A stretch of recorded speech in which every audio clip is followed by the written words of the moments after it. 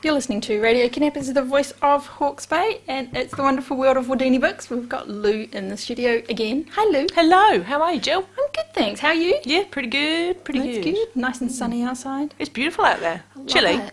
Nah, it's winter. It's allowed to be chilly. Yeah. Yeah. You've got a nice array of jumpers. I do. So, I do. yeah, I it's want nice it to to be get the colourful colours out. today. Yeah. Yeah. You have some very interesting looking books today. I do. I've got 2 New Zealand ones and 1 Ooh. international one.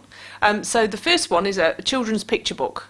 2 black cats and a dog named Max. And a butterfly. And a butterfly, and Farmer Dan and Mrs. Dinwiddie. So I'll tell you all about Aww. them. So this is written by Bob Johnston, who is a Napier chap, and Ooh. illustrated by Chloe King. And I just love it. I think it's a delightful picture book. So Mrs. Dinwiddie has 2 cats, Chit and Chat, and Max, and they live in the little house high up on the hill. And they wake up one morning and Mrs. Dinwiddie looks out the window and she goes, "Oh, beautiful day, let's go for a picnic down by the river." And so they all go, troop, troop, troop, Yeah. and have a marvellous time. And then after the picnic, Mrs. Dinwiddie and the cats fall asleep under a tree. And Max, being a mischievous, no, he's a curious little dog. Curious. Yeah. Great sense of curiosity. So he just goes off to explore and see what's going on. I mean, why not? He's somewhere new. Yeah, absolutely. And he's sniffing, sniffing, sniffing, chasing rabbits, rolling in the mud, having a great time. Being very dog. And being very dog. And then Mrs. Dinwiddie and the cats wake up and they go, "Oh, where's Max?" Where is he? "Oh, well," and they call for him, and then they're, well, he's probably gone home. We'll go and meet him at home because it's not very far away.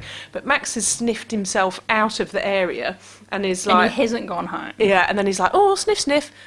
Oh, I'm lost." He realises that he's lost, and everyone's getting a bit worried about him. He finds shelter in a barn. Look at his little bum squeezing under the door there.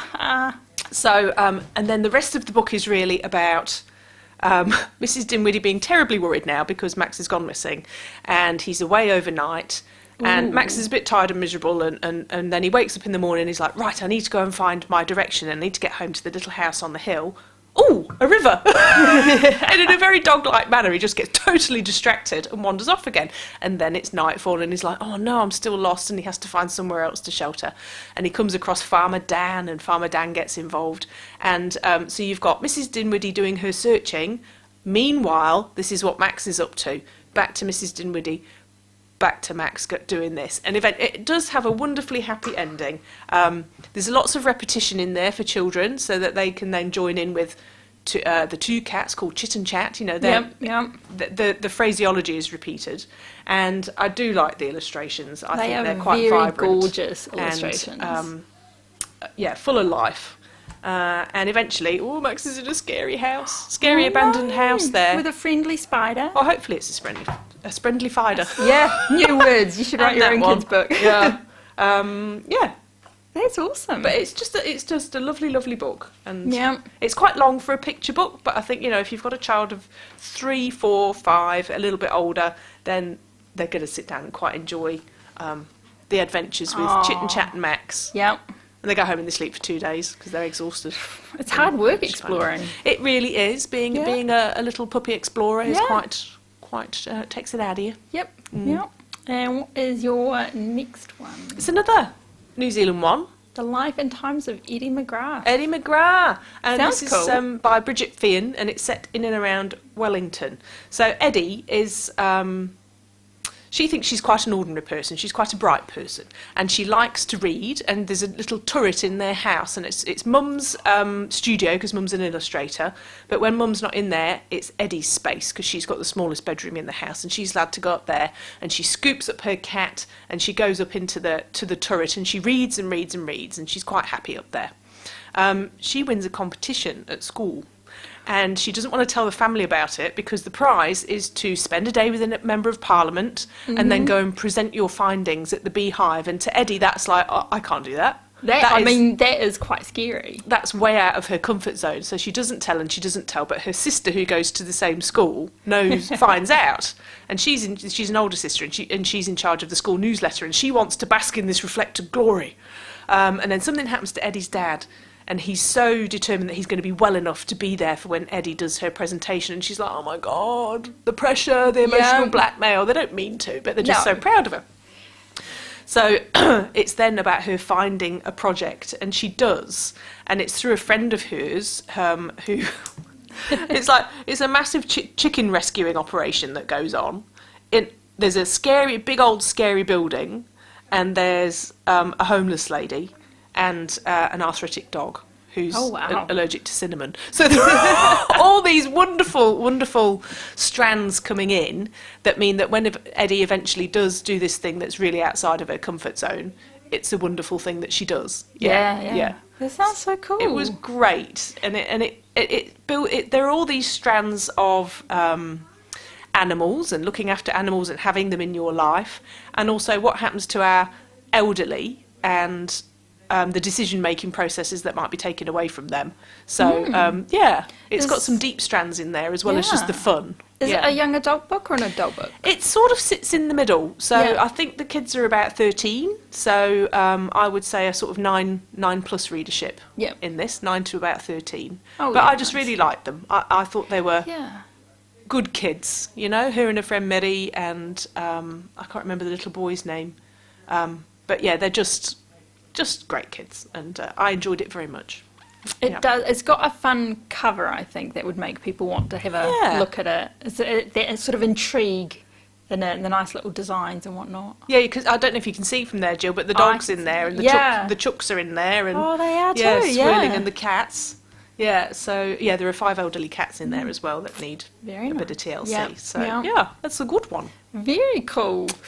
And the final book is The Library of the Dead. Yeah, so we've been rural Hawke's Bay where Max got lost. We've been to Wellington and the Beehive, and now we're going to, is it Glasgow or Edinburgh? Edinburgh. I do like that city. Isn't it a great cover too? Such a great cover. I mean, I would pick that up and probably give it a read without even reading the back. Yeah. The Library of the Dead. Intriguing. The title's intriguing too, isn't it? So it's T.L. Huchu. I don't know if I've pronounced that correctly, and I apologise if not. So this is set in sort of a future Edinburgh. It's almost slightly post-apocalyptic, and people really, really struggle. And Ropa is struggling. She lives in a caravan park sort of thing, with her little sister, who's a bit of a handful, and her grandmother.